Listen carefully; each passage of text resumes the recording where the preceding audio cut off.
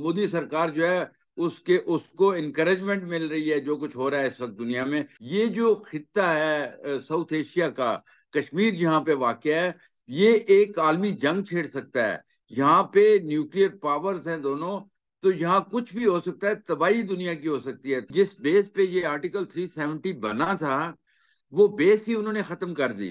افضل گرو کو جب پھانسی کی سزا دی گئی تھی، جو کوئی فیصلے میں سپریم کورٹ نے لکھا تھا، اس دن سے ہمیں یہی توقع ہے کہ انڈین سپریم کورٹ جو ہے وہ کبھی بھی ہماری آواز کو نہیں سنے گی.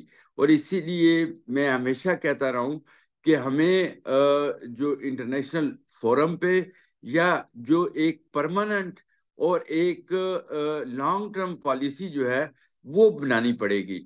جب تک ہم لانگ ٹرم پالیسی نہیں بناتے، جب تک ہم کشمیریوں کو یونائٹ نہیں کرتے، تب تک یہ اس طرح کے سلسلے، اور یہ یہاں نہیں رکے گا.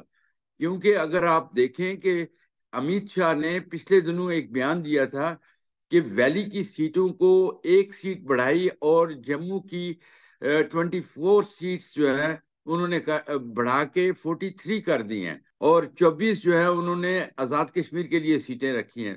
تو اس کو آپ اتنا سمپل نہ لیں. وہ ایک اپنی لانگ ٹرم پالیسی پہ عمل پیرا ہے. 5 اگست 2019 سے جس کو انہوں نے شروع کیا تھا، جو کام شروع کیا تھا، اس کو وہ منطقی انجام تک پہنچانے کے لیے وہ مسلسل کام کر رہے ہیں. لیکن ہماری طرف ہم نے کیا کیا ہے؟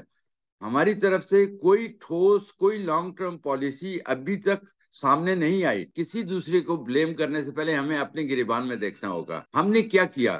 5 اگست 2019 کے بعد کیا کیا، اس سے پہلے کیا کیا، اور کیا ہمیں کوئی اس کے ریزلٹ ملے؟ نہیں. تو اگر ہماری پالیسیز جو ہے یا جو اسٹریٹجی ہم نے اپنائی ہوئی ہے وہ فیل ہو چکی ہے، تو ہمیں نئی اسٹریٹجیز کی طرف جانا ہوگا. مل بیٹھ کے یہ دیکھنا ہوگا کہ کون سے طریقے ہیں آج کے دور میں جس سے ہم اپنے جو رائٹ ہے اس کو حاصل کرنے کے لیے دنیا کے سامنے کیسے جائیں. آج فلسطینیوں کے بارے میں یہاں کی حکومتوں کے جو بھی موقف ہوں، لیکن پبلک جو ہے اس میں اویئرنیس ہے. ہمیں بھی اپنی ایک لانگ ٹرم پالیسی بنانی چاہیے اور مسلسل اس پہ کام کرنا چاہیے. اور یہ ہو نہیں سکتا کہ کشمیریوں کو ان کا جو بنیادی حق ہے وہ مل نہ سکے.